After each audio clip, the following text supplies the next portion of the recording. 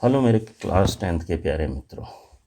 आज हम देखेंगे कि लाइट यानी सनलाइट बहुत ज़्यादा ज़रूरी होती है किसके लिए, फोटोसिंथेसिस के लिए। यहाँ पर हम एक इंस्ट्रूमेंट आता है या एक क्लिप आती है जिसको हम कहते हैं गैनोंग्स लाइट स्क्रीन। वो भी ले सकते हैं। अगर वो हमारे पास अवेलेबल नहीं है तो ब्लैक पेपर जो है वो हम यूज़ कर सकते हैं। तो वापस से हम क्या करेंगे, एक प्लांट लेंगे।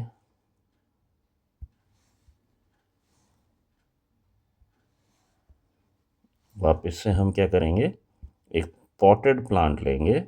और ये पॉटेड प्लांट,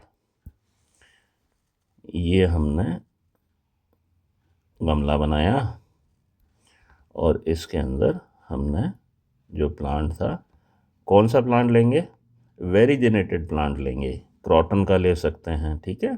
तो ये प्लांट की पत्तियां जो हैं वो बड़े साइज़ की होती हैं। इसको लेंगे और 2 से 3 दिन के लिए हम क्या करेंगे, 2 से 3 दिन के लिए इसको डार्क में रख देंगे। डार्क में क्यों रख रहे हैं, जिससे कि ये डी स्टार्च हो जाए, यानी इसके अंदर से स्टार्च जो है वो ख़त्म हो जाए। अब हम क्या करेंगे कि इसी पॉटेड प्लांट को डी स्टार्च करने के बाद में, ठीक है, तो हमने जो है वो इस प्लांट को कुछ समय के लिए 4 से 6 घंटे के लिए किस में रख दिया, सनलाइट में रख दिया, ठीक है। अब एक छोटा सा सन बना देते हैं हम। ये सनलाइट में रख दिया और कितनी देर के लिए रखा, 4 4 to 6 आवर्स के लिए ये हमने सनलाइट में रख दिया, ठीक है। या जैसा कि यहाँ पर है, 4 से 6 घंटे के लिए नहीं रख के हमको इसको पूरे दिन के लिए रख देते हैं, ठीक है। हमने कंप्लीट 1 डे कर दिया।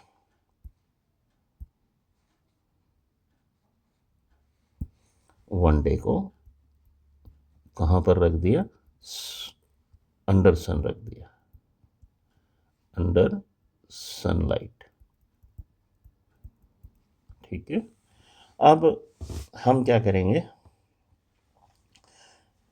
इसी पत्ती के ऊपर, इसी पत्ती के ऊपर हम एक कुछ हिस्से पर यहाँ पर एक काली फिल्म चढ़ा देंगे। हम क्या करेंगे, एक काले रंग की पट्टी सी बांध देंगे पेपर की, ठीक है। या एक गेनोंग्स लाइट स्क्रीन होती है, वो एक इस तरीके की पत्ती होती है जिसके अंदर क्लिप होती है, ठीक है। तो वो क्लिप की मदद से वो अटक जाती है और पूरी जो है वो लीफ जो है वो कवर हो जाएगी, ठीक है। तो इस तरीके से ये हो गई गैनोंग्स लाइट स्क्रीन। अगर वो अवेलेबल नहीं है तो हम काली रंग का पेपर जो है वो उसको धागे से बांध देख सकते हैं, तो वो हम बांध के रख देंगे। अब क्या करेंगे हम भाई, अब वापस से जो है वो इस पत्ती को हम तोड़ लेंगे। हमने इस पत्ती को तोड़ लिया, ठीक है। इस पत्ती को हमने तोड़ लिया, इसको बॉईल करेंगे, ठीक है। फिर वापस से इसको हम क्या करेंगे, अल्कोहल में बॉईल करेंगे। अल्कोहल में बॉईल कर लिया, इसके अंदर से सारा क्लोरोफिल जो है वो रिमूव हो गया, रिमूव हो गया। अब ये पत्ती जो थी, इसके ऊपर हम आयोडीन टेस्ट करेंगे। तो आपको मालूम है ये वाला जो पोर्शन है, इसके ऊपर हमने क्या लगाई थी, डार्क ब्लैक स्ट्रिप लगाई थी, ठीक है। तो अब इसके ऊपर हम आयोडीन टेस्ट करेंगे। जब हम आयोडीन टेस्ट करेंगे तो ये वाला पोर्शन जो था वो सनलाइट पे एक्सपोज नहीं था, और बाकी का हिस्सा जो था वो सनलाइट पे एक्सपोज था।